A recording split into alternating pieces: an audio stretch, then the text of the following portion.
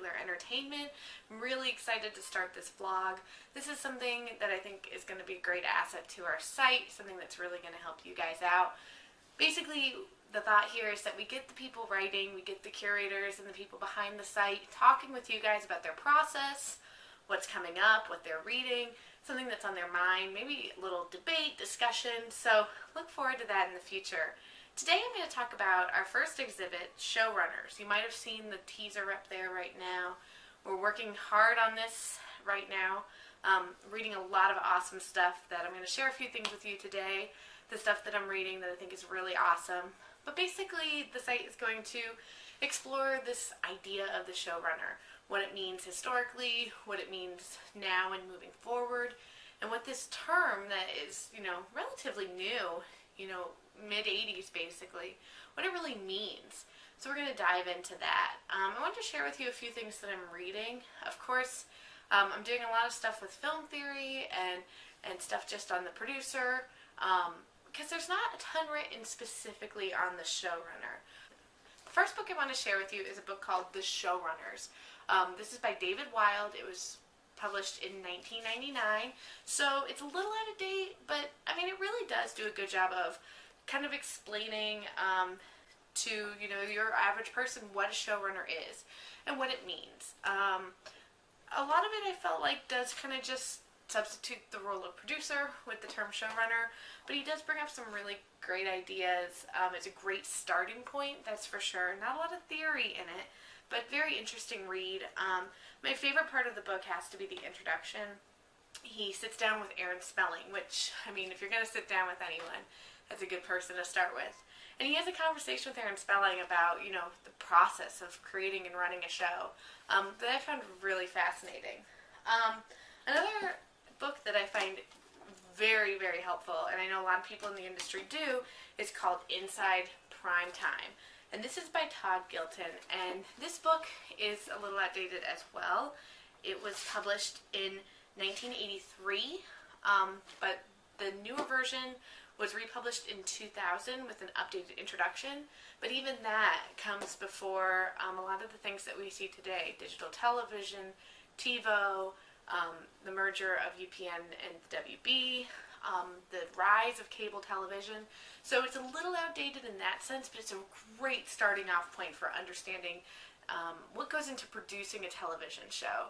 And it's very detailed, very great, and in fact, I highly recommend reading it, and then you can follow it up.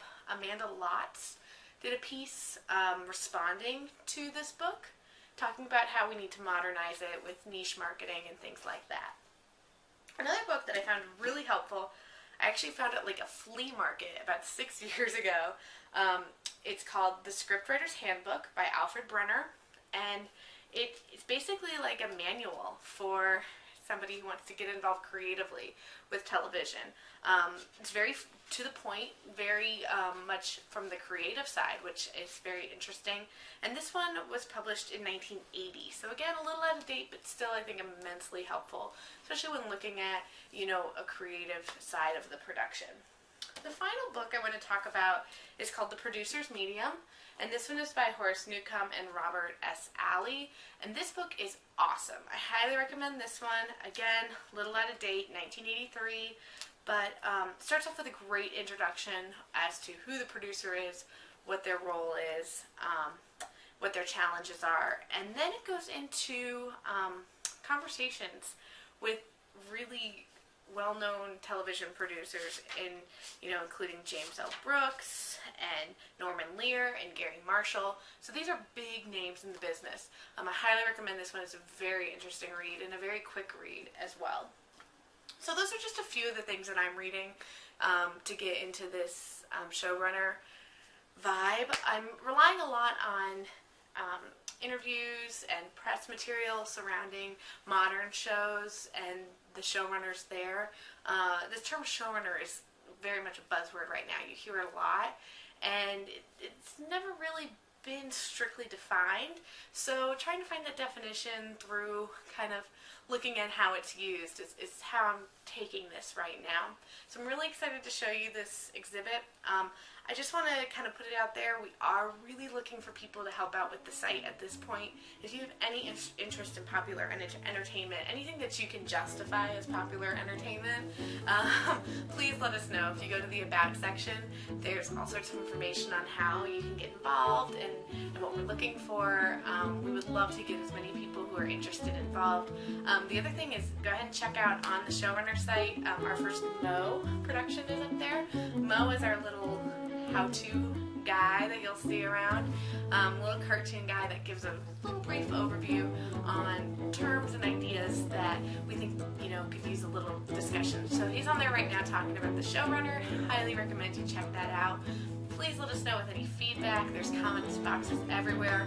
Follow us on Twitter and Facebook to get the latest.